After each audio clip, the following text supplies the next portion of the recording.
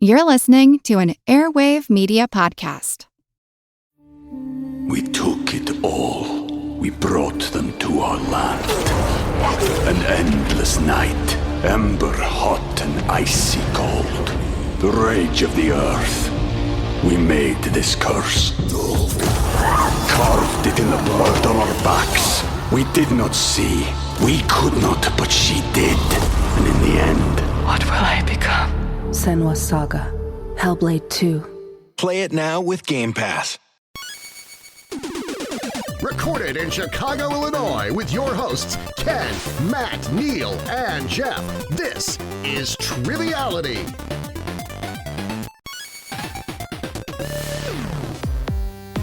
Hello and welcome to Triviality, the game where a lack of seriousness meets a little bit of knowledge. My name is Neal. I'm sitting across from Ken and Jeff with new mic arms from Rode. Yeah. So look, not from them. We bought them. Look and listen. I can move it around, and there's not too much noise. Yeah, and this is all made special by our patrons. So thank you to all of our patrons at patreon.com/trivialitypodcast. The quickest plug that we've ever had on the show within the first 30 seconds. I don't have any Rode to all of our gear patrons over here. My gear is Amazon special cheap versions of that. Well, we have it for you. We have it here for you. Yeah, it's in the studio. We weren't going to buy you a second pair. Well, okay. So you just have to move. You have to leave. Again, I keep moving. Yes. I'm tired of moving. I can't pack anymore. I'm out of boxes. Well, we have a very special game for you today. I know we always say that, but this is a specially picked game, specially put together game. Curated, if you Curated, will. thank you. That was the word I was looking for. So we're very excited to talk about today's game. So first we'll introduce an Oakland 5 member on Patreon. They chose the executive producer level on Patreon, which means that you can basically executive produce your own game, whatever you want it to be, the theme, you want it to be 2-on-2, whoever you want to play with. Anything you really want to do for an episode, and we help facilitate that for you. And our special guest, Brook, chose to have a music-themed game that we'll get to in just a minute with our special host. But let's introduce from Plymouth, Michigan, a Oakland 5 supporter on Patreon, Brook DeVries. How are you, Brook? I'm doing great. So excited to be here. Welcome to the show. Yeah, thank you for signing up to be on the show and to put this game together. Let's talk a little bit about yourself, and then we'll introduce your special guest competitor next to you. Sure. Let's see. I like to geocache. That's probably my favorite hobby. Love geocaching. Love reading, and music is probably my favorite thing in this whole world, hence the music topic. I thought I would stick broad to the topic because if it was too specific to music, I'd try to study it and it would but with music in general, that's such a broad category. I thought it'd be good. It could be anything. So it's going to be 20 questions about the movie Tar. Girls. Music is the pizza of art. Music is true. Pizza. I love that. Yeah, it sure is. Well, make it however you want, and everybody likes it. We're so excited that you wanted to plan this game, and you wanted to bring along your friend, Paige Nolan. How are you, Paige? Good. How are you? Good. And tell us a little bit about you. I am a wife and mother of 4. I'm a handicapped caregiver. I enjoy reading and art. Wonderful. Love it. And how long have you been listening to the show, Brook? I know you joined Patreon not too long ago, but have you been listening for a while? Yeah, I would say maybe 2. Time is weird. I'm so bad at time. Maybe a year and a half ago I started listening. Okay. And I'm still where I started at the beginning, and I'm still working my way through all the episodes. And there's so you started at the beginning and you stayed with us. Yeah, and she's still listening. That's awesome. There's a lot and she also believes Godzilla is a dog. The new Wow.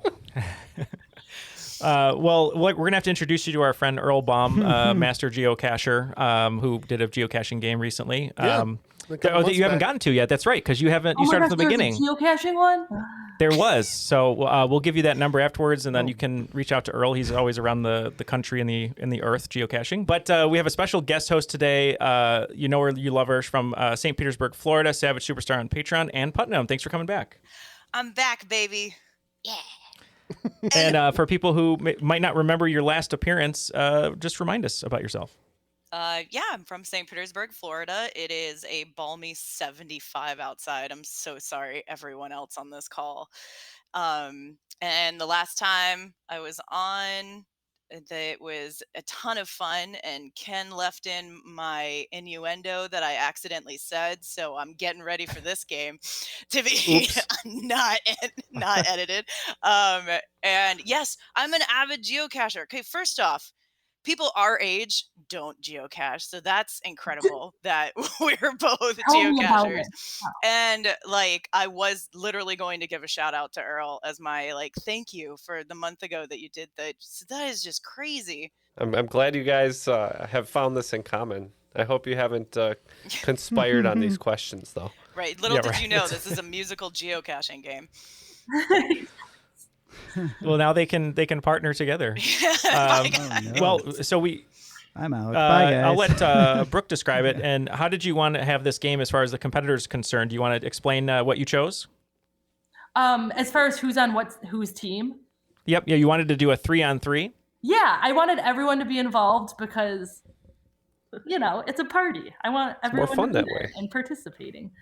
And then for who is on the teams, I couldn't decide because how can I decide just one? So I asked Paige to pick one, and I just said, pick a name that you like. And she picked Ken. And so now Ken has to, unfortunately, maybe for him, depending on how we do, be on our team.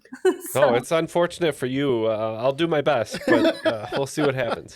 Ken, we decided, has the strongest name, though, so before the recording. So it was a good choice. Yeah. Very good choice. And we had you pick a team name, and I believe you said that you are a huge fan of Rob Thomas at Matchbox 20.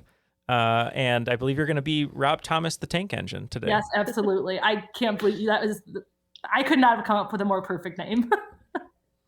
That's why we that's why we do this. Is we sit in a dark room for hours just to come up with cool team names. Puns, yeah. Yeah, that's what we need. I think what happens is we take about 30 seconds right at the start, try and make a quick joke, and then it's usually something stupid, and then once in a while it's really good. Yeah, right. Speaking of really good, what were you guys? Sir Topham Fog Hat. That was all Matt. For Matt, Jeff, and Neal. Yeah. Was it Sir Topham Fog Hat? That was all Matt? Is that what you said? Yeah, it was all Matt. Was it? Or was that you? That was me.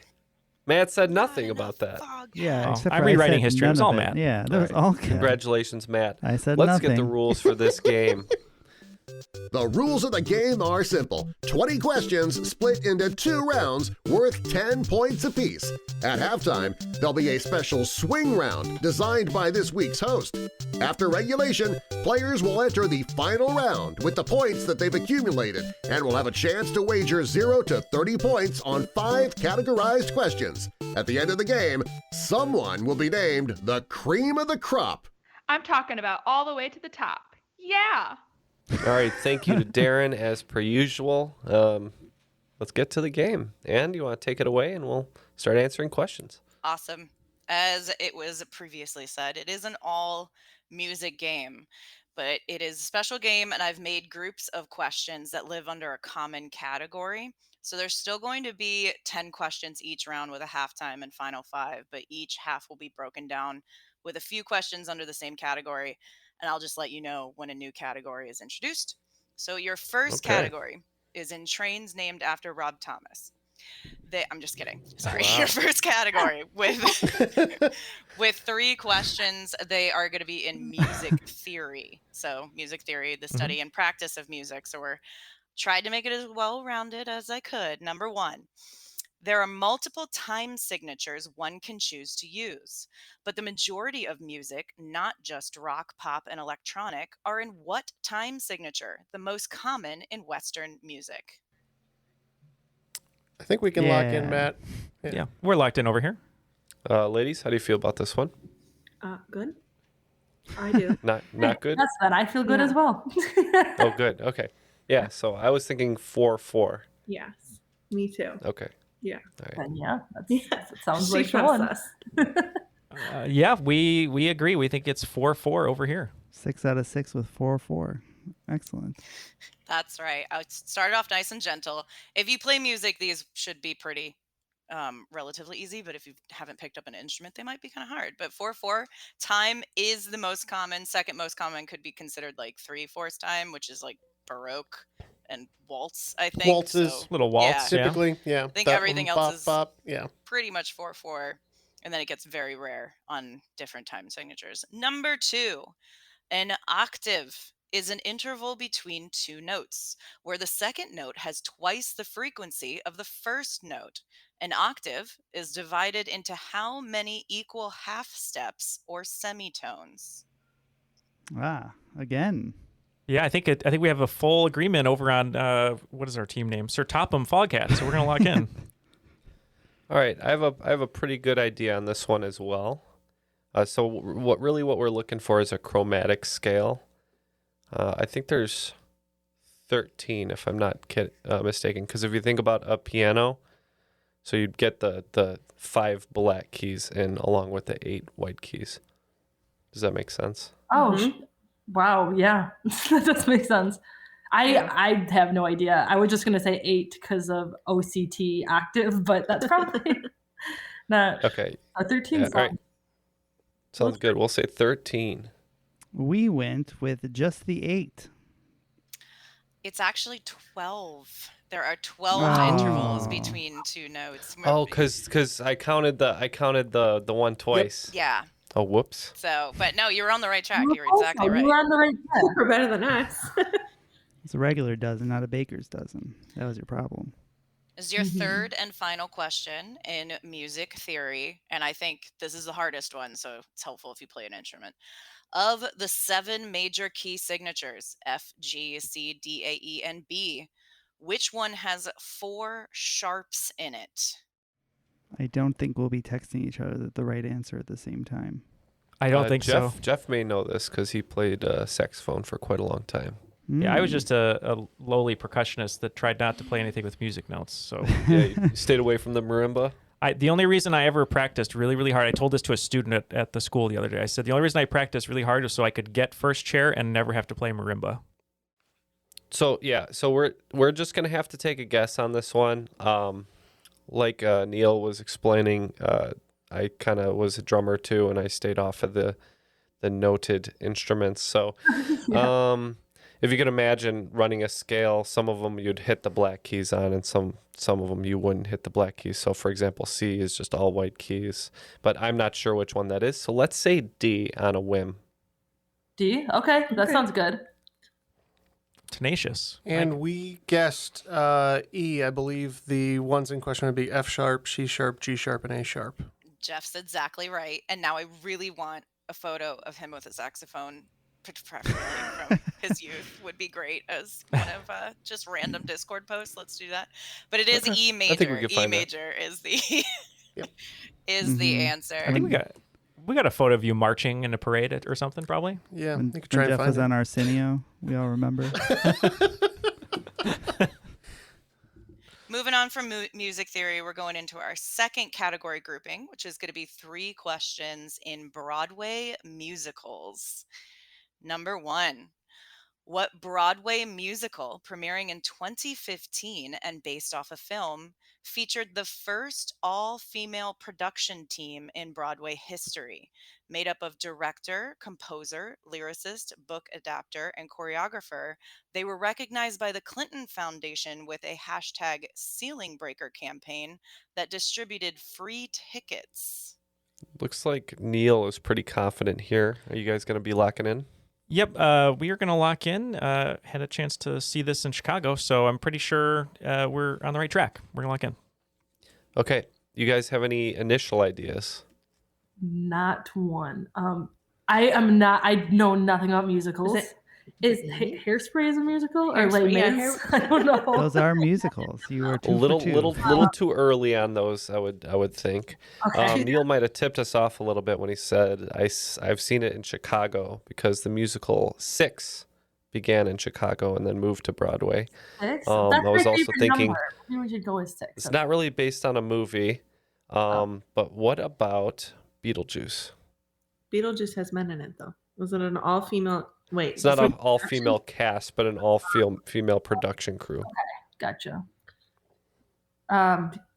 Yeah, sure. All right, we'll say Beetlejuice because I can't think of a 6 movie. 6 Sense. Yeah, so you don't remember? Beetlejuice. Beetlejuice is director of Moulin Rouge, Alex Timbers. It's a good show though. This one is based on an independent movie and the independent movie starred Kerry Russell, and this movie, musical with book and lyrics, all that stuff by Sarah Bareilles is Waitress, I believe. Oh. That's it. Even though 6 is a fantastic show, I just saw that Waitress is your answer for an all-female production team. That's pretty cool. It's good to know. And a lot of the cast was females too, so they're a good show. Number 2. Did she start her contract by saying, "I'm going to write you a musical"? She should have. Ooh. Number 2, Trey Parker and Matt Stone were inspired to write the Book of Mormon after seeing what other Broadway musical in 2003. They enlisted co-writer Robert Lopez to help with their musical about Mormons, who admitted that it was full circle since he co-wrote the Tony Award-winning musical in question after seeing South Park, Bigger, Longer, and Uncut, and wanted to meet that level of satirical writing. Yep, we can lock in on this one. I believe Matt has always wanted to be one of these characters, and that's why we're going to lock in. Are you guys familiar with this answer? No, 0%. None. Okay. So something you should know about Anne is she's a fan of Muppets. This applies to you too. Did you prepare yourself? Yeah. Do you know any musicals with like Muppets or puppets? I guess they're non-copyrighted Muppets. Maybe some naughty Muppets. Some naughty Muppets. Live on a street. They have a very clear idea about what the purpose of the internet is. Made it to us yet. So yeah, this is Avenue Q, I believe. That sounds good. Never heard of it, so it's probably a good. Oh, it's very good. I have a lot to learn about musicals. You guys are inspiring me to branch out. Don't start with this one. Maybe start with a tradition. No, start with this one. They're all very dirty characters. It's a lot of fun. So check out Avenue Q. That's what we locked in with as well. That's absolutely correct. It's Avenue Q. And Robert Lopez is actually the composer that went on to do Let It Go for Frozen. He has an EGOT, and he's still only like 40-something. So, along with his partner now. Do you know her name? Yeah, Lopez and what's his wife's name? His partner. Oh boy, sure. She does the music as well. Well, we'll get back to you. Yeah, but if you should check out Avenue Q because there's a great song that you'd love called "Everyone's a Little Bit Racist." Kristen Anderson Lopez, thank you, co-songwriter. Yes. Oh yeah, yeah. They live in a very rent style co-op that is run by Gary Oldman. I want to say, is that their landlord? Number 3. What musical premiered on Broadway in 1975 and is based off a 1926 play about actual criminals Beulah Annan and Belva Gartner, written by the reporter who was assigned to cover the trials? It also holds the record for longest running musical revival. So I think there's a little bit of home cooking based on the podcast location going on in this one. Any idea? There was a very famous movie also. Oscar winner.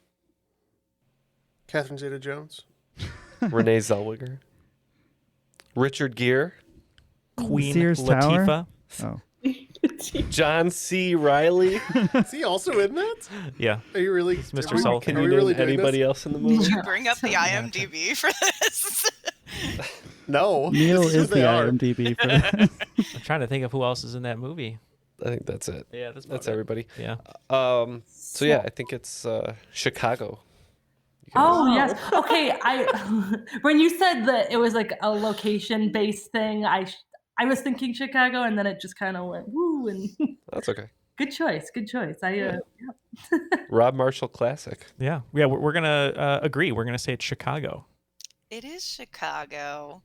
Little did you know there were actually very pretty murderers in the late 20s. that this was inspiration for the musical Chicago. So that's the end of our really fun Broadway show. questions.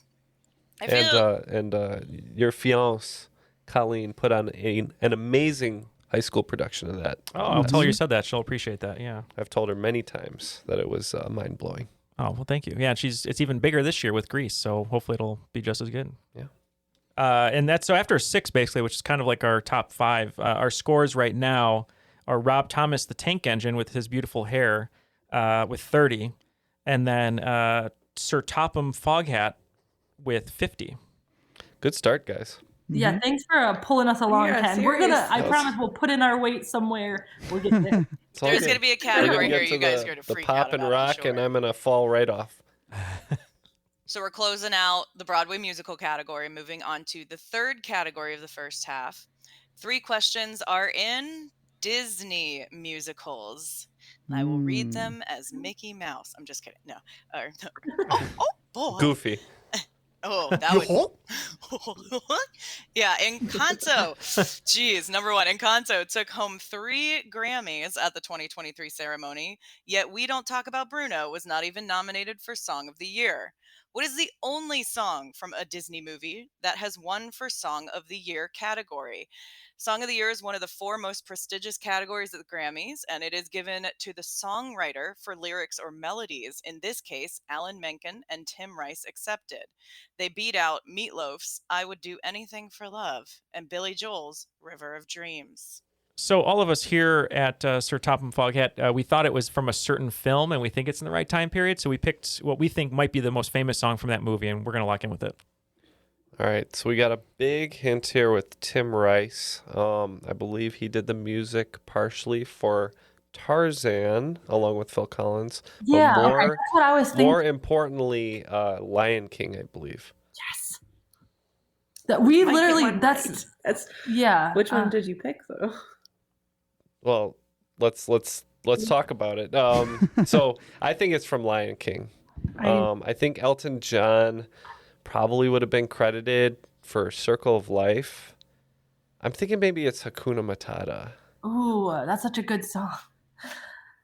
Okay, well, I have no idea which one it is, but Hakuna Matata is my favorite song from The Lion King, so I kind of want to go with that and hope that that's true. That that's the one. Okay. All right, we'll say Hakuna Matata then.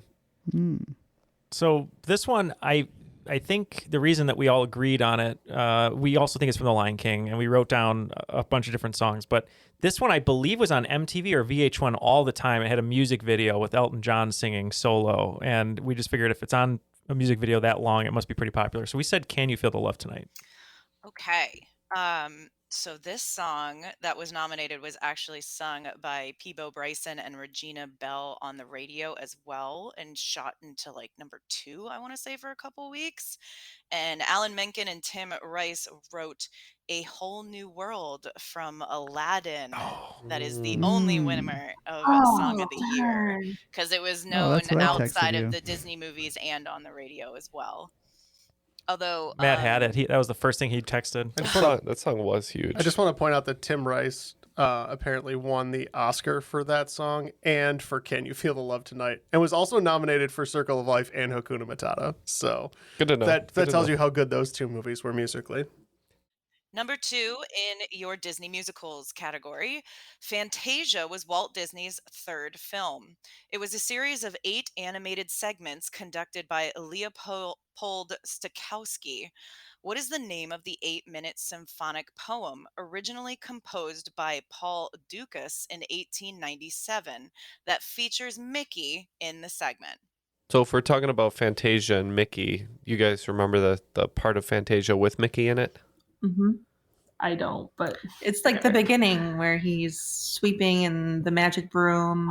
And they keep splitting. Yeah. So he, in that, is specifically a sorcerer's apprentice. And I think that segment is called The Sorcerer's Apprentice. I think so. Widely known as a future Nick Cage movie. Now that you say that, that sounds very correct. Widely known. So I think we should go with The Sorcerer's Apprentice. Let's do it. Love it. We think that a lead singer from a certain band, ripped off Fantasia, and we think this was Mad Season. Fantasia featured a symphonic poem that has Mickey and brooms, and he takes the sorcerer's hat from Yesnid, as Jeff mentioned, the wizard's name is Disney backwards, and that is called The Sorcerer's Apprentice. And it has a Hey. it is a very graphic scene of the shadow of Mickey going and like murdering a broom with an axe. So if you haven't seen this segment, it is really beautiful until like the murder happens. But yes, that is called The Sorcerer's Apprentice. And the brooms are sentient, so It's pretty Mickey is dark always scene. happy unless you just cross him, and then it gets real give dark. him an Steamboat Willie has slit a throat or two this day. Why do you think Walt Disney just disappeared all of a sudden? It's Mickey. Number 3. I am going to give you 4 Disney princesses and 4 vocal artists who provided their singing voices in the theatrical release. I want you to match the princess to the voice. So your voices are Mandy Moore, Jodie Benson, Paige O'Hara, Lea Salonga, and your princesses are Mulan, Rapunzel, Belle, and Ariel. So I'm not positive on all of these. Pretty sure Mandy Moore was Rapunzel, and the timeline makes more sense for that. That's what I Let's was say thinking too. Lea Salonga for Mulan, and then the other two, I'm not sure. Okay, I'm struggling. Okay, so Jodie, we're gonna say goes to Ariel, Okay. and then Paige is Belle. Okay. And then Lea Salonga for Mulan, and then Mandy Moore for Rapunzel. Yes. Okay. Yeah, we feel the same. Leia for Mulan, Mandy for Rapunzel, Jodie for Little Mermaid, and Paige for Beauty and the Beast. That is correct. And Leia actually did the Yay. singing voice for Jasmine as well. So she's done more than Oh, one wow. princess. So if you ever get that question, that's who did 2 singing voices. I will not remember that. Great. And speaking of Broadway, she was great in Miss Saigon, too, if there's ever a Broadway connection to that question. She played the helicopter. Yeah, right. Closing out your Disney musicals, your final category in the first round is going to be in classical music. In The Shawshank Redemption, Andy Dufresne is punished for playing what comic Mozart opera in the prison loudspeakers? The opera also opens the doors for Willy Wonka's chocolate factory that Doris TV incorrectly claims is Rachmaninoff, and it helps King George VI overcome his stammer in the King's Speech. I'm looking for Mozart's title to that opera. Okay, so here's a comprehensive list of Mozart operas. The Magic Flute, and now I'm out. So I hope it's So it's the less a Magic comprehensive list and the one thing you know. Yeah, I think we should just go with whatever you think. Because could you know the name? No, I didn't. Yeah. Paige is a huge Mozart fan. That's why I'm surprised Yeah. you're not talking right now. So we'll go ahead and say the Magic Flute then, and I hope that's right. Magic Flute is good. Mozart, the Taylor Swift of his time. We locked in with the Marriage of Figaro. I mean, the Magic Flute is a Mozart piece, so you did get that. But Marriage of Figaro is the opera that is incorrectly claimed as Rachmaninoff. At the end of the first round, it looks like Team Rob Thomas the Tank Engine with 50 points, a great score, and just narrowly chugging along, exactly, and just narrowly in front of them are Sir Topham Fawcett with 70. So it's still anyone's game. Okay. And before we get to the swing round, we just had a little special message for our listeners from our friends at Airwave. So just wanted to say that for the next 2 months, Airwave is going to be conducting a listener survey to help us get to know you, your interests, and what you think of the show. Yeah, please support us by taking our short questionnaire at surveymonkey.com/r/airwave. Only takes a couple minutes, and your feedback will help us improve the show, find new sponsors who are interesting to you guys, the listeners, and there's a place to tell us anything you want to tell us at the end. As our way of saying thank you, you'll be entered to win a $500 Amazon gift card. Again, that's surveymonkey.com/r/airwave, or click the link in our episode notes after you listen to the show. Let's get on to the swing round. Okay, your swing round will be 10 opening line lyrics to popular songs. I'm going to group them by 2 from each decade. So I'm going to give you the decade, and then I'm going to give you the opening line of the song, and you need to give me the title of the song. Sound good? You ain't nothing but a hound dog. Shoot. And now, hold on, I have to rewrite this one. 1960s is the decade that we start with. And like I said, if anybody needs the text sent in the chat, I'm happy to do that. 1960s is the decade we start with. There must be some way out of here, said the Joker to the thief. Number 2, people try to put us down just because we get around. Moving on to the decade for the 70s. Number 3, I am just a poor boy, though my story is seldom told. Number 4, well, I don't know why I came here tonight. I got a feeling that something ain't right. Moving on to the decade of the 80s. I guess I should have known by the way you parked your car sideways. Number 6, you put the boom boom into my heart. Moving on to the 90s. Number 7, in the time of chimpanzees, I was a monkey. Number 8, what's with these homies dissing my girl? The 2000s. Number 9, I want to hold them like they do in Texas, please. And number 10, am I more than you bargained for yet? All right, those are our questions, and we'll be right back. We took it all. We brought them to our land. An endless night, ember hot and icy cold. The rage of the earth. We made this curse. Carved it in the blood on our backs. We did not see. We could not, but she did. And in the end, What will I become? Senua's Saga. Hellblade 2. Play it now with Game Pass. We are now back from our deliberations. Let's have the lyrics one more time and see how we did. Okay, so 10 opening lyrics to popular songs, and I grouped them to each decade. So in the 60s, there must be some kind of way out of here, said the Joker to the thief. All right, this one popped into my head, I think it's All Along the Watchtower. Which way did you hear it first? Was it Bob or Jimmy? Jimmy. Yeah, that makes sense. We also said All Along the Watchtower. That is correct. And I hear Bob, actually. But okay. Yeah, that was Bob. But that is correct. It's All Along the Watchtower. We out of here. Exactly. That's why. The only lyric I know from the song. There you go. Your second one is, people try to put us down just because we get around. This was the one that was scratching at the edge of my brain the worst, and I just couldn't come up with it, so we have to pass. Yeah, and big fan of The Who, so I knew this was my generation. That's who you were talking about. People try. Yep, that is my generation. That song. 1970s. I think this is one of the harder ones. I am just a poor boy, though my story seldom's told. We think it's Simon and Garfunkel, The Boxer.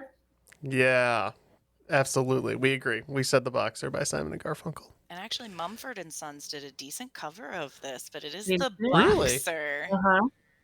Let's listen to that. No, you don't. Ironically, that was my favorite band from 4 to 12. Like, as soon as music was a thing as a toddler, it was Simon and Garfunkel. Oh, I just aged 30 years. That's amazing. Great. Did you have a huge crush on Paul Simon? No, it was Garfunkel. Actually. John It was Mumford. Garfunkel. It's the hair.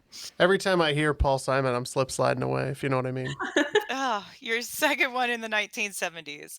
Well, I don't know why I came here tonight. I got a feeling that something ain't right. Yeah, this one is Steelers Wheel, made famous by Reservoir Dogs again, and Stuck in the Middle. Yeah, we said Stuck in the Middle with You. With You. By in Steelers parentheses. Yes, of course, very important. Yeah. And the one-eared, Stuck in the Middle with You. 1990s decade. I guess I should have known by the way you parked your car sideways. You know what? I'm just going to say Tom's Diner because I don't know. We thought this was a Prince joint. We said Little Red Corvette. feel like if I guess I should have known. And then, yeah, that's Little Red Corvette. Because that we wouldn't last is the next line. But that's Little Red Corvette, the way that starts. What was your Prince impression there? No, we don't need to hear it. Ding a ding a ding a ding a. Pancakes. That should be on our soundboard. Just all of a sudden, just hit. Is it me or is it Prince? I vote Prince doing it. Who can tell the difference? Really? Oh, what a compliment. Spot on Thank you. impression. Yeah. Been working on that for years. The second 80s lyric is the worst earworm until the end. Is you put the boom boom into my heart. I couldn't place this one, so we had to tap on this one. This is Wham!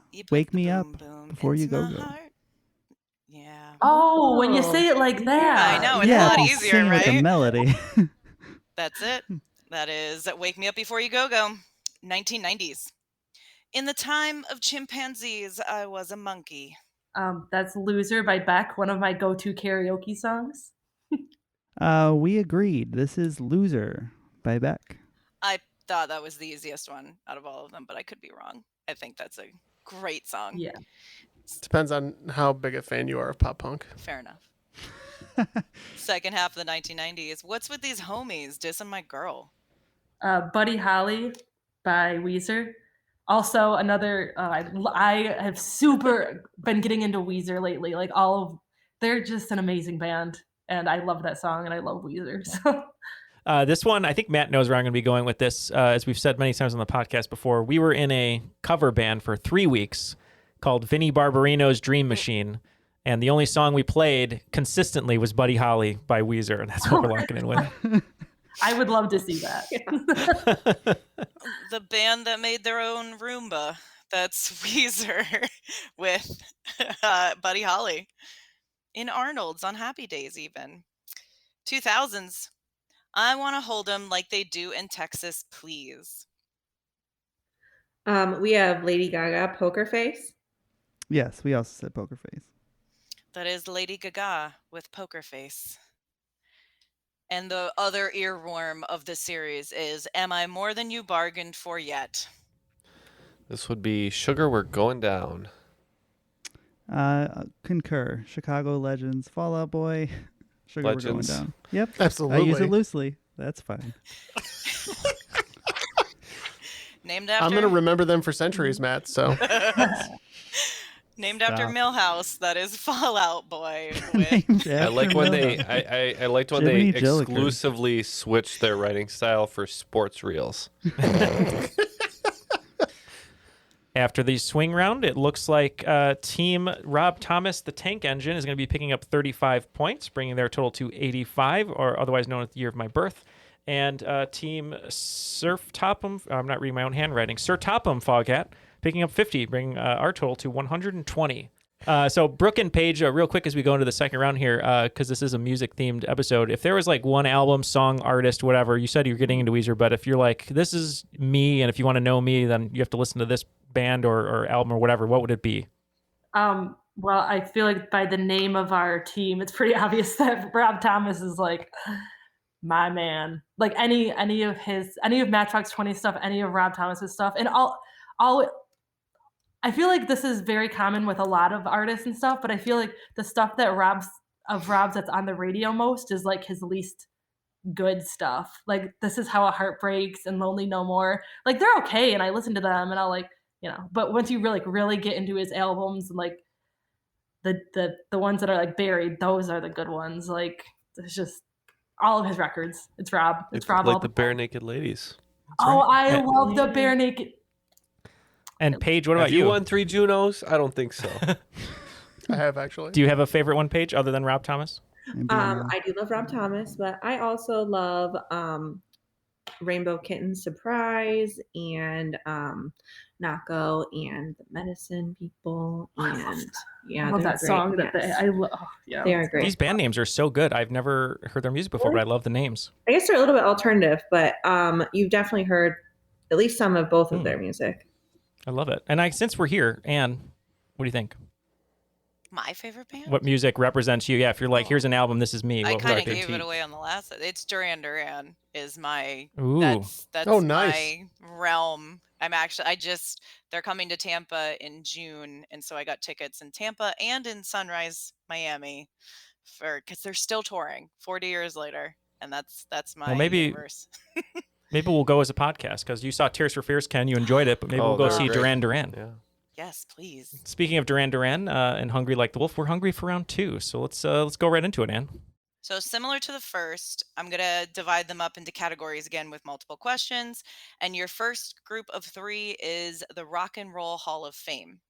So number 1, we have had the question on Triviality of the first and last band in the Rock and Roll Hall of Fame alphabetically, being ABBA and ZZ Top.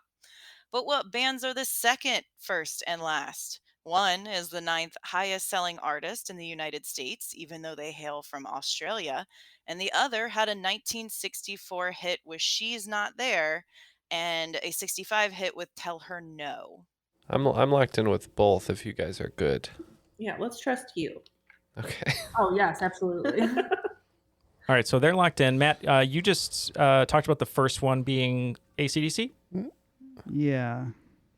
I did text you Warren Zevon. I believe he's in the Rock and Roll Hall of Fame. And He's from, yeah, he did Werewolves of London and stuff. When Anne was saying She's Not There, I was actually thinking of The Animals because I thought that was one of their songs. But when you said AC/DC, I was like, oh yeah, I'm on the wrong end of the alphabet here. We're looking at Z's. I don't think Zebrahead's in there yet. Probably not making it. Warren Zevon. I mean, you seem pretty confident, Matt. I don't know about, what do you think, Jeff? That was Wanna just go with Matt? the first Z name I thought of. Yeah. So AC/DC and Warren Zevon. So I agree with these guys on AC/DC. Any idea on the second one, ladies? Literally the only person I can think of is Ziggy Marley. Jeff said The Animals, which I think is close because they sound kind of similar, but I think it's the Zombies. Oh. That's right. Then the second, first, and last alphabetically, one from Australia is AC/DC. And She's Not There. The 1964 hit was by the Zombies. And Rock and Roll Hall of Fame is all kind of in the classic rock realm. So in 1997, your second question, who was the first American male artist to be inducted into the Rock and Roll Hall of Fame twice in the same evening for 2 separate groups? His first solo album, released in 1970, earned gold and is the only album to feature both Jimi Hendrix and Eric Clapton. Who is the guitarist, bassist, keyboardist, lyricist who is co-headlining a Light Up the Blues autism fundraiser event in April with Neal Young? We started discussing over here, and our minds got to basketball, and Matt wanted to lock in with a famous Canadian basketball player. Yeah, I got that, Nash. So they're going with Crosby, Stills, Nash, and Young. Thinking about some of those people. Could be Nash. I thought maybe Bob Dylan. We could just go with Nash, though, if you guys want to. Yeah, I think that's a good idea. That sounds a solid guess. Yeah. All right, we'll go with Nash. We also went with Nash. You are in the right realm. So I see why you thought Eric Clapton. He's the only person to be inducted 3 different times with different bands. So that is like a trivia nugget. This gentleman did play with Neil Young and Crosby, Stills, Young and Nash, but it is Stephen Stills that checked all these boxes. It's Stills. Number 3. 1986 saw the first 10 male inductees into the Hall of Fame, including Buddy Holly, Chuck Berry, Sam Cooke, and what singer, born in Mississippi, whose first single, That's All Right, was played on Memphis radio, launching a 20-year career in music and film? So I'm having trouble placing this. I know the song, That's All Right, Ooh, That's All Right. Do you know that one? Yeah. Who is that? Right. That's a good question. All right, we gotta tap out. We wrote a bunch of names like Ray Charles, James Brown, Jerry Lee Lewis, but then we're like, none of them worked in film. And then Matt, you're like, duh, this guy worked in film. Yeah, and from Mississippi, we said Elvis Presley. Probably would have worked a lot longer than the 20 years too if it wasn't for the cheeseburgers. So that was the wrong. That was the wrong song then. I think That's All Right. Right was a very lesser known. It was only played by local DJs in Memphis at a time, and then he went on and did a couple more songs before becoming uber famous. This The is Elvis. a bit tricky because the obvious answer is the answer. It's Elvis. Nice job, Matt. So Baz Luhrmann taught me nothing. Again. I was gonna say Again. just Taught me nothing about Shakespeare, nothing about F. Cats. Scott Fitzgerald. Nothing about sunscreen. Nothing about dance shows. Thanks a lot, Baz. Moving on from the Rock and Roll Hall of Fame. Your next 3 categories will be in the musical medium of video, or that thing that MTV doesn't play anymore. Your number 1 question in music videos: what band considered auteurs of visual gimmickry, using techniques with time-lapse, Rube Goldberg machines, optical illusions, dancing show dogs, anti-gravity planes, HP printers, and a Chevy Sonic, have won multiple Webbies and United Kingdom Music Video Awards? All right, so we can talk out loud. These guys are locked in. What were your initial impressions? I thought Pink Floyd. She thought. I don't know if I understood the question correctly, but I know that I think it's OK Go makes like those really cool music videos. So I was thinking, Yeah, I agree with you. Okay, Go is a good answer. Do you want to go with that? yeah. Okay, we'll do that. Their one in the 0G plane was dope. And yeah, we said, okay, go. And if I had pronounced the words auteurs of visual gimmickry correctly, I still can't do it. It might have been easier, but it was indeed OK Go. OK Go. There you have all of their videos. Their music is pretty good. Their music videos are incredible. Okay, your second question in music videos. Gwen Verdon appeared in a 1969 episode of The Ed Sullivan Show and danced to a Bob Fosse choreographed number called Mexican Breakfast. It is now most famous for being the inspiration for what 2009 Video of the Year winner, featuring the backup dancers of Ebony Williams and Ashley Everett, and beautifully parodied on SNL by Andy Samberg and Justin Timberlake. We can lock in.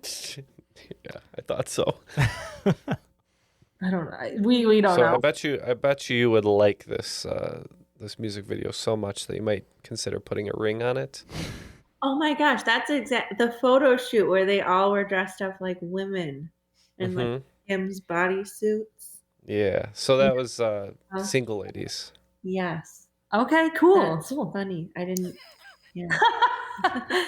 Well, these ladies are going for it in Mexican breakfast. We agree. never We think seen it that. is Beyonce's Single Ladies.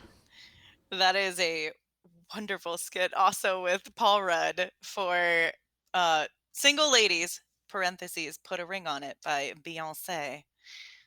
The dance they do is an original 1960s dance by 3 very white women. Your number 3 yes, song. indeed. This song's music video won a record 9 MTV Video Music Awards, the Best British Video, and is number 4 on MTV's 100 Greatest Music Videos Ever Made. Part of the video was designed by Nick Park only a few years prior to his release of his first Wallace and Gromit short film. All right, so stuff that's jumping out to me is a British video and Wallace and Gromit, which would be claymation. So I'm trying to think of a claymation music video or something that's at least partially claymation. If we just want to go animation, maybe Take On Me. Oh, that's a good music video. But I'm thinking claymation. I just can't. I can't think of any songs that go with a claymation video. I feel like I may have seen them before, but I can't place the song to a video. Neal, have you ever seen MTV's most controversial music videos? I must With have. Andrew WK as the host. Oh yeah. Great special. Isn't Loved Closer number one? Usually it was a delicately named joint from the Prodigy. Oh yes. Yeah. That reminds- But I thought it was 9 Closer was usually on there too, along with like Bjork. But yeah, let's just go with Take on Me because I really can't think of a claymation. If that's okay? Yeah, no, that's a good guess. This was a video my dad really loved and would show me. I think it's by Peter Gabriel. Oh, your dad loves the PG, right? Yeah, I think it's Sledgehammer. Yes, I actually love Peter Gabriel as well. This is a fully claymation video. I think he laid on the floor for about 16 hours with glass over his face. And Nick Park is known for claymation in Wallace and Gromit. He did the turkey dancing scene, as I pasted into the chat. That was Nick Park's claim to fame from this Sledgehammer video by Peter Gabriel. Do love Wallace and Gromit. Well, after that round there, the mini round, there's 6 questions. It looks like Team Rob Thomas, the Tank Engine, picking up 30 more points, coming to 115. And Team Sir Topham Foghat, I don't think that's right, is picking up... That's right. Oh, this is right. Okay. Picking up 40 more points, and we're at 160. It just sounds wrong. It does sound wrong. You're right. It's really hard to say. Final round of 3 questions will be in TV theme songs. So I made them in the style of before and after. I'm going to give you the lyrics from one TV theme mashed up with a different TV theme, and you have to give me both shows. So for example, You're Gonna Make It After All of them had hair like gold, like their mother, is Mary Tyler Moore and the Brady Bunch mashed together. Does that make sense? Okay. Oh, okay. If okay. I But read the it better. shows are not a before and after. Gotcha. Correct. And then you The just give me lyrics are the 2 before and separate after, not the shows. shows. Yes. Right. Sure. Okay. So number 1, my life got flipped, turned upside down, the street, the same old thing we did last week. So I have the second one. If you guys have the I have first the part. first one. Yeah. Okay. So I think the second one is that 70s show. Oh, yeah. Okay, yeah. And then the first Yeah. part was what? Fresh Prince. Yeah, we agree. We put Fresh Prince of Bel-Air and That 70s Show. Correct. Fresh Prince of Bel-Air and That 70s Show. Well done. Number 2. Then repeat to yourself, it's just a show, me that smile again. All right, Brook and Paige. I think the first part, repeat to yourself, is just a show, is Mystery Science Theater 3000. I don't even know what that is. I've but never that even sounds heard of cool. And I'm not sure about Show me that yeah, smile. because the theme song is basically explaining the premise of the show and it's far fetched. So they said just don't worry about it. I have no idea. I mean, we could just pick a random show, I guess. We'll say Golden Girls. That's so weird. I thought the same thing. Golden Girls. Let's do it. That's not the right one, but sure. It's a great show. That's about flying out to someplace or somewhere, right? Smile again. Yeah, exactly. There we go. That's how it went. That's how Totally. it goes. So Matt and I worked together on this one. So first one, Mystery Science Theater 3000, and then Matt knew the second one right away. The second one was actually sung on The Masked Singer by Robin Thicke in honor of his father, Alan Thicke, who was on Growing Pains. So it's Growing Pains. The entire back of my laptop is Mystery Science Theater. So the first part of that question is indeed just repeat to yourself, it's just a show. I should really just relax. And then show me that smile again. Ooh, show me that. That's Growing Pains. Growing Pains.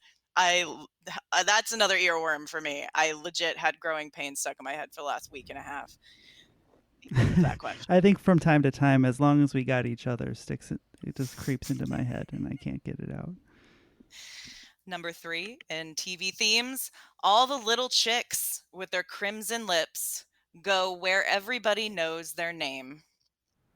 I know the second one, but I don't know it enough to get the words out of my mouth. It's in there. Yeah. I mean, well, there's a bar. There's a bar where everybody knows your name. Underneath the seafood restaurant, if I Underneath remember the right. seafood restaurant. Patty's Pub. Called Cheers. Oh. Cheers. And then the first part was what? I have no idea. You tell us. Lady. The Price is Right. Drew Carey Show. Drew Carey Show? Yeah. I loved the Drew Carey Show. A little bit before us, I think. Buzz So Beer. we're gonna lock in with the Drew Carey Show and Cheers. Yeah, we said the same. Us too. Yep. All the little chicks with their crimson lips go Cleveland Rocks. Cleveland Rocks. That is the Drew Carey Show. And Cheers. Closes out your TV theme songs. At least able to check That was off fun. a bunch of those. Final question in the second half is going to be in musical instruments. Back to textbook. This musical instrument gained popularity when it was mentioned in Canterbury Tales, but it has been depicted in art as early as 1000 BC. Its unique appearance makes it easy to distinguish because of its air reservoir and bass and tenor drones. All right, Jeff had a suggestion based on the clue of the reservoir, because he's a big Tarantino fan, and we're going to lock in. What were you two thinking so far? I don't know. You tell us first, then we'll tell you. Okay. If I'm thinking of an instrument with an air reservoir that you could squeeze the air out and produce multiple low and high tones simultaneously, I would think of the bagpipes. Accordion. That's what we were. Bagpipes. Yeah, that's what we were thinking. An accordion. Oh, that's a great thought. No, we Accordion too, but Squeeze I think box. I think bagpipes were probably invented first and probably mentioned in the Canterbury Tales. Yep. Got it. When you say drone, I think of bagpipes. So that's what we went with. It is a bagpipe. Yay. You can't ask two Drew Carey questions in a row.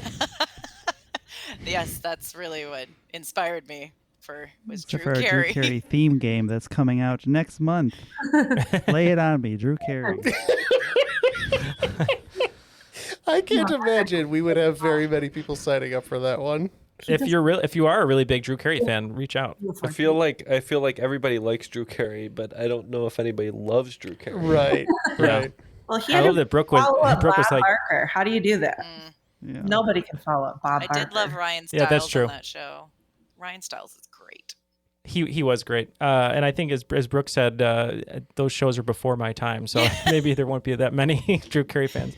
After the second round here, it looks like Team Thomas the Tank Engine, also named Rob Thomas, is picking up 30 extra points, bringing their total 145.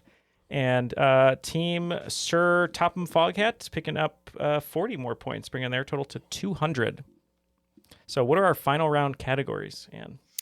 Your final 5 categories will be in The Girl All the Bad Guys Want, Phineas and Ferb, Here we go. Don't do it. 1985, Nope. Let's Do It for Johnny, and finally, of course, because it's a music episode, guys, it's Bowling for Soup. Knew it. I knew it was coming. And I feel bad because Brooke isn't caught up on the show, so she doesn't know the Bowling for Soup lore. She's like, what's Maybe. going on? So both teams have locked in their points, and both teams are going as all-in as possible. We're a little bit short, so we're going just 25 on 1985, but all of our points are on the line. Number 1 in the category of The Girl All the Bad Guys Want. Taylor Swift's mother wanted to give her a gender-neutral name in order to better help forge a business career.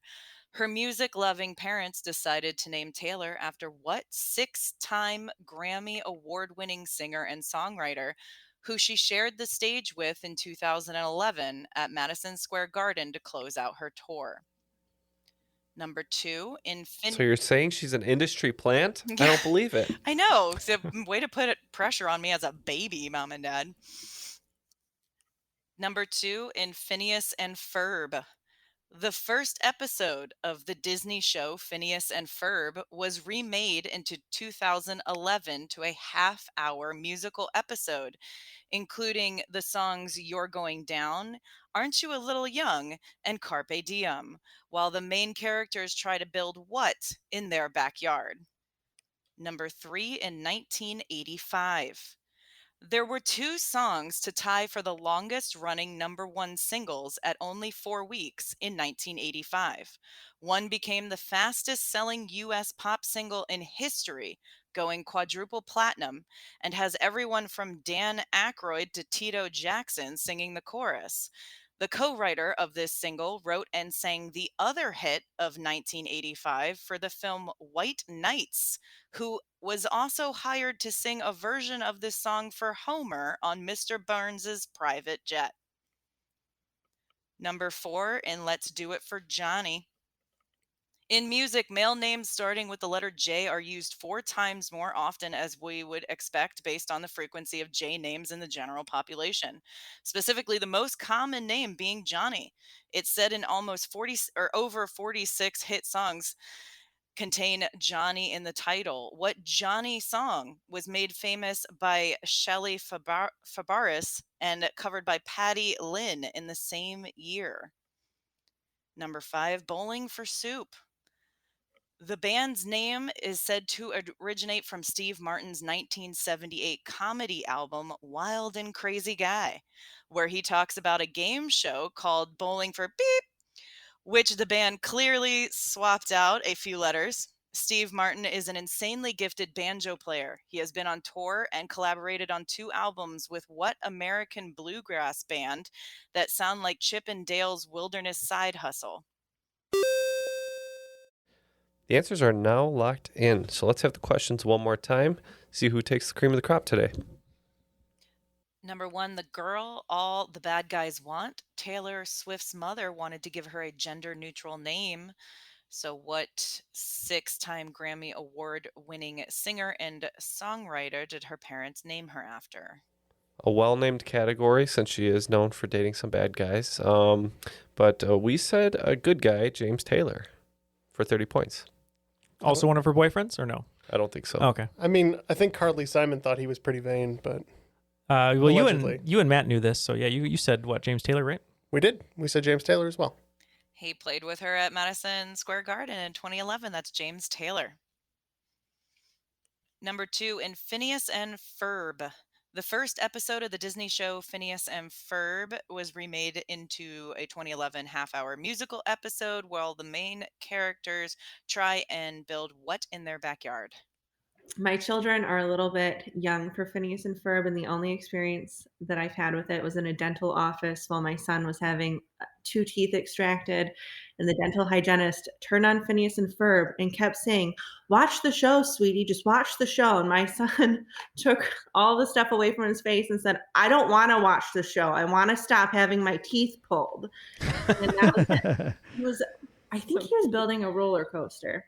But I was in, a little bit of shock. So So we said roller coaster for 30 points. That's a great story. Yeah, we weren't sure. I used to babysit some kids that always watched the show, and I couldn't remember, but for some reason, the image of them building a spaceship was stuck in my head. So we said spaceship.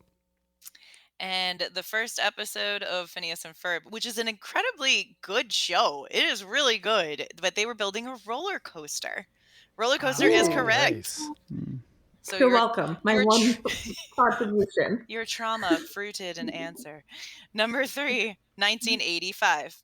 2 songs tied for the longest running number 1 singles at only 4 weeks. One of them included Dan Aykroyd and Tito Jackson singing the chorus, and the other one had a parody version sing Homer on Mr. Burns' Private Jet. What are these 2 songs? This one was a little rich for us, so we tapped out on it. We lost 25 points. All right. We went all in for all the questions. So this one, we knew the first one was We Are the World, just because of the eclectic names that were involved. And we thought the second song was a Lionel Richie song, but we didn't really know any of Lionel Richie's catalog. So, Matt, what was the song we went with? I don't remember. Hello, Dancing on the Ceiling. One of the two? One of them. Endless Love. We just knew it was Lionel Richie, Endless so we kind Love. of That's yeah. what they're all wrong. Do you remember the scene on Mr. Burns' Jet where Lionel Richie is hired to sing Homer a song, and Homer goes, "Say you, say me, but with beer," and he goes, "Hey you, beer me." So that's the Lionel Richie song is "Say you, say me." And the U.S. pop single featuring Dan Aykroyd in the chorus is "We Are the World." So those are the 2 85 songs. Very close. You knew it was Lionel Richie. Yeah. It was either him or Michael Jackson. So yeah. Number 4, Let's Do It for Johnny. In music, male names starting with the letter J are used 4 times more often, especially in the title of songs. What Johnny song was made famous by Shelley Fabares and covered by Patty Lynn in the same year?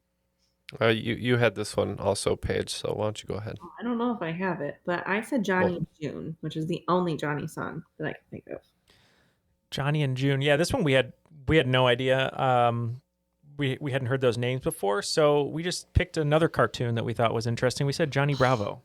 Love that cartoon, but it's Johnny Angel. Johnny Angel.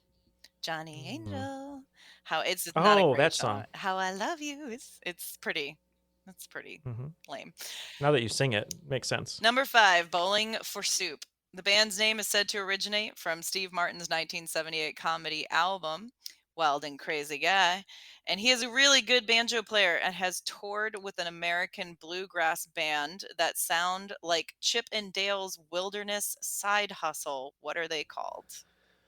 We took those clues and just kind of mixed them up and combined them, and we came up with Mountain Rangers. I think you've got part of it. I've very famously flubbed some E.D. Brickell knowledge and then had to dig deep in Wikipedia a while back.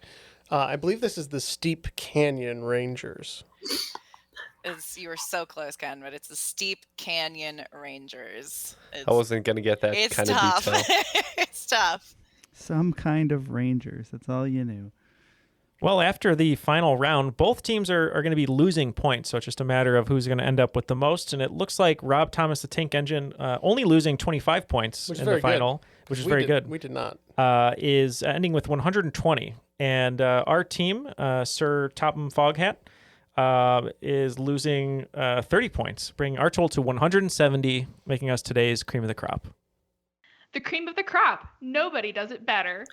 Good job, guys. All right. Good job. It was a close game. I'm clapping to our opponents for being excellent competitors today. Yes. Yeah, and thank you for choosing the music category because those are some pretty tough questions, but they were fun. Yeah. This is just so amazing to be a part of the show in general. So you guys are so awesome, and you make never stop making podcasts. And we're so happy to have you guys on too. Oh, thank you for saying We're that. Contractually obligated to make podcasts until the end of time. We're actually chained inside this room, so we can't leave. That's why it always smells.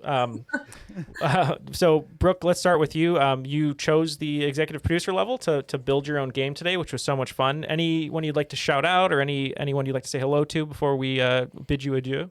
Oh, man, so many people. But a big one is my husband, Alex. He's my rock. He's my guy. And then our 2 daughters, Anova and Aveline. They're little babies. So those are my number one peeps. Well, shout out to them for sure. And Paige, thank you so much for joining us today. We hope you had a great time. And how about you? Any shout outs for you? Thanks for having me. It's been lots of fun. I'll do the same. My husband, Maury, and my 4 kids, Reese, Oliver, Harper, and Freya.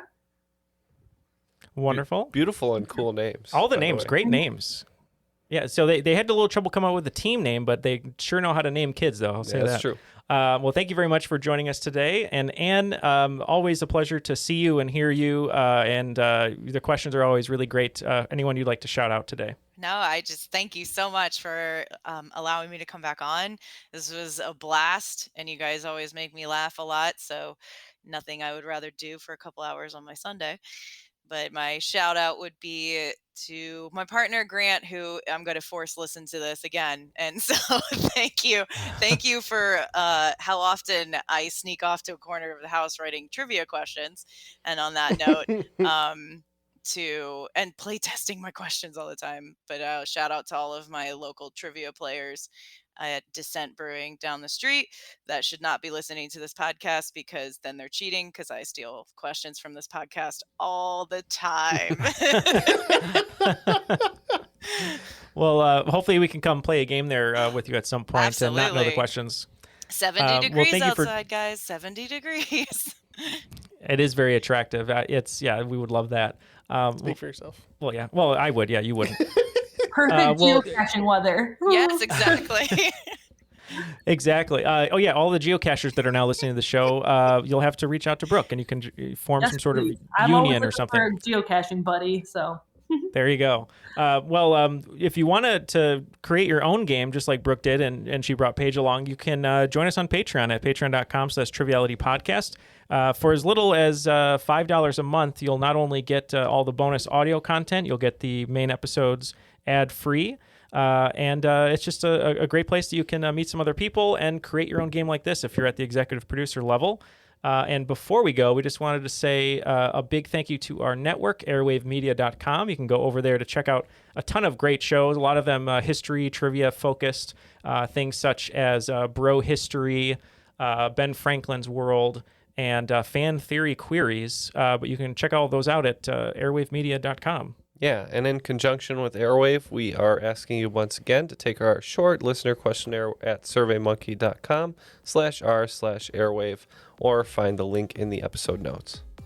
That's right, and a big thank you once again to Brook and Paige and Anne, and for Matt, Ken, and Jeff, my name is Neal, and that was Triviality.